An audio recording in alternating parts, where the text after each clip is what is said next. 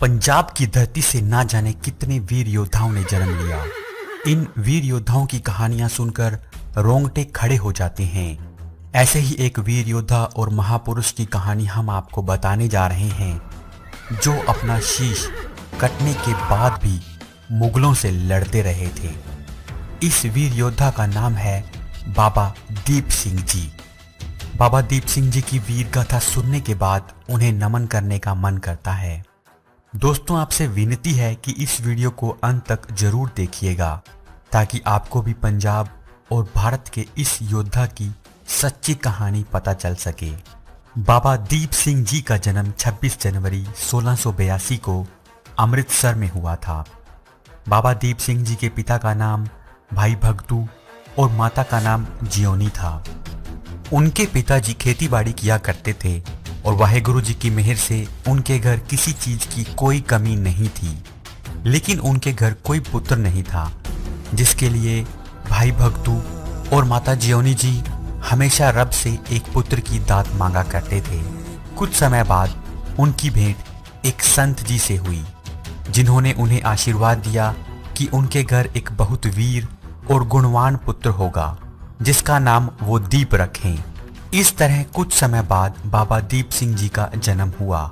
सिख इतिहास में सिख गुरु साहिबानों के बाद दो योद्धाओं को सबसे ज्यादा सम्मान दिया जाता है। वो थे बाबा दीप सिंह जी और बाबा बंदा सिंह बहादुर जी, जिन्होंने अपने पंथ के लिए शहादत दे दी और आगे आने वाली पीढ़ियों को पंथ के लिए मर मिटने की प्रेरणा दी। बाबा दीप सिंह जी सिखों के सबसे पुराने धार्मिक स्कूल दमदमी टकसाल के पहले प्रमुख थे। इस संस्थान की स्थापना 10वें गुरु श्री गुरु गोविंद सिंह जी के द्वारा की गई थी। बाबा दीप सिंह जी जब 12 वर्ष के थे तो एक बार उनके माता पिता उन्हें आनंदपुर साहिब ले आए। यहाँ बाबा दीप सिंह जी ने गुरु गोविंद सिंह जी के दर्शन किए और आनंदपुर साहिब में सेवा करने लगे। जब बाबा दीप सिंह जी अपने माता पिता के साथ वापस जाने लगे तो श्री गुरु गोविंद सिंह जी ने दीप सिंह जी को वहीं छोड़कर जाने को कहा। बाबा दीप सिंह जी के माता पिता मान गए और अपने प्यारे लाल को वहीं छोड़कर चले गए। आनंदपुर साहिब में बाबा दीप सिंह जी ने अपने गुरु जी से ज्ञान प्राप्त किया और साथ ही घुड़सवारी, तीर अंदाजी और गतका चलाने की शिक्षा भी हासिल की।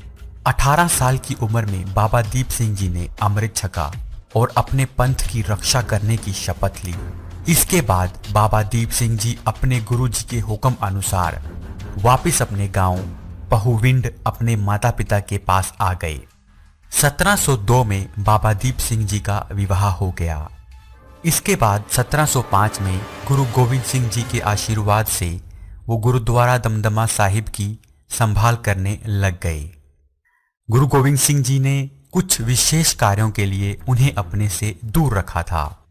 एक दिन बाबा दीप सिंह जी को पता चला कि गुरु गोविंद सिंह जी ने आनंदपुर साहिब का किला छोड़ दिया है और उनके साथ उनकी माता गुजरी और चारों साहिबजादों को भी किले को छोड़ना पड़ा। तब बाबा जी गुरु गोविंद सिंह जी से मिलने के लिए निकल पड़े। इसके बाद दीप सिंह और गुरु गोविंद सिंह जी की मुलाकात तलवंडी में दमदमा साहिब में हुई। गुरु जी से मिलने पर दीप सिंह जी को पता चला कि गुरु जी के दोनों बड़े साहिबजादे अजीत सिंह और जुझार सिंह चमकौर की लड़ाई में शहीद हो गए हैं और दोनों छोटे साहिबजादे जोरावर सिंह और फतेह सिंह को सरहंद के नवाब वजीर खान ने दीवार में चिनवाकर कत्ल कर दिया। अपने 4 पुत्र खोकर और अपने पूरे परिवार को खोने के बाद भी गुरु गोविंद सिंह जी शांत थे, क्योंकि उन्हें आगे आने वाली पीढ़ियों के लिए उस ग्रंथ की रचना करनी थी जिसे आज पूरा सिख समाज गुरु ग्रंथ साहिब के नाम से जानता है। गुरु गोविंद सिंह जी ने पूरे ग्रंथ साहिब का पाठ किया और बाबा दीप सिंह जी ने उसे अपने हाथों से लिखा। गुरु गोविंद सिंह जी ने गुरु ग्रंथ साहिब को पूरा करने की जिम्मेवारी बाबा दीप सिंह जी को दी। कुछ सालों में बाबा दीप सिंह जी ने अपने हाथों से गुरु ग्रंथ साहिब की 4 और प्रतिलिपियां लिखी। गुरु ग्रंथ साहिब की इन 4 प्रतिलिपियों को श्री अकाल तख्त साहिब, श्री तख्त पटना साहिब, श्री तख्त हजूर साहिब और श्री तख्त आनंदपुर साहिब भेजा गया। 1706 में बहादुर शाह के साथ दक्कन जाने से पहले गुरुजी ने बाबा दीप सिंह को दमदमा साहिब का प्रमुख बना दिया और भाई मनी सिंह को अमृतसर में हरमिंदर साहब में संगतों के पास भेज दिया। बाबा दीप सिंह जी दमदमा साहिब में रहकर सिख धर्म का प्रचार करने लगे। वो भजन की छोटी छोटी पुस्तकें जिन्हें गुटका कहा जाता है वो लिखकर सिख संगत में बांटते रहे। उधर श्री गुरु गोविंद सिंह जी ने पंजाब की आज़ादी और जुल्म के खात्मे के लिए बाबा बंदा सिंह बहादुर को जत्थेदार नियुक्त किया और स्वर्ग की यात्रा पर चल पड़े।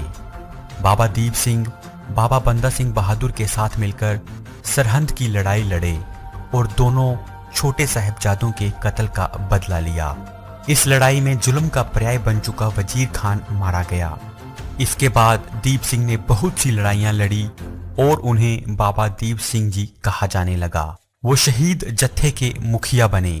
इस जत्थे ने बहुत सी लड़ाइयां लड़ी और जीती। जुल्म करने वाले लोगों में इस जत्थे का खौफ था। कमजोरों और मजलूमों की ये जत्था मदद करता था। इस जत्थे की पहुंच बहुत दूर दूर तक हो गई थी, पर बाबा दीप सिंह जी तलवंडी साबो में ही रहे। 1755-56 में अहमद शाह अब्दाली ने भारत पर आक्रमण किया। इस आक्रमण में उसने भारत में बहुत लूट मचाई। उसने दिल्ली, आगरा और मथुरा तक लोगों को लूटा।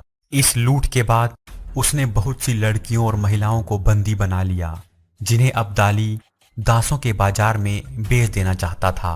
अब्दाली धन और इन स्त्रियों को अपने साथ लेकर पंजाब से गुजरने वाला था। तब गुरु सिख बाबा दीप सिंह जी ने अपने गुरु की शिक्षा पर चलते हुए उसकी कैद से उन मासूमों को बचाने की योजना बनाई। उस समय बड़े बड़े योद्धा अब्दाली से खौफ खाते थे और कोई भी अब्दाली से पंगा नहीं लेना चाहता था। लेकिन बाबा दीप सिंह जी की सोच थी कि उन्हें भारत की बहु बेटियों को उससे बचाना है। इसीलिए कुरुक्षेत्र के पास मारकंडा नदी के किनारे बाबा दीप सिंह जी ने अपने सिख वॉरियर्स के साथ अब्दाली के काफिले पर जबरदस्त हमला बोला। इस हमले का मकसद सिर्फ उन स्त्रियों को बचाना था, जिसमें सिख वॉरियर्स बहुत हद तक सफल रहे। इसके बाद भी 1761 में पानीपत की तीसरी लड़ाई के बाद जब अब्दाली लूट का सामान लेकर जा रहा था, तब भी सिख वॉरियर्स ने उससे बहुत सारा धन लूटकर बंदियों को आज़ाद करवा दिया था। जिसके बाद अब्दाली सिखों से बहुत खार खाने लगा था और वो सिखों के साथ साथ उनके धार्मिक स्थलों को भी नष्ट कर देना चाहता था।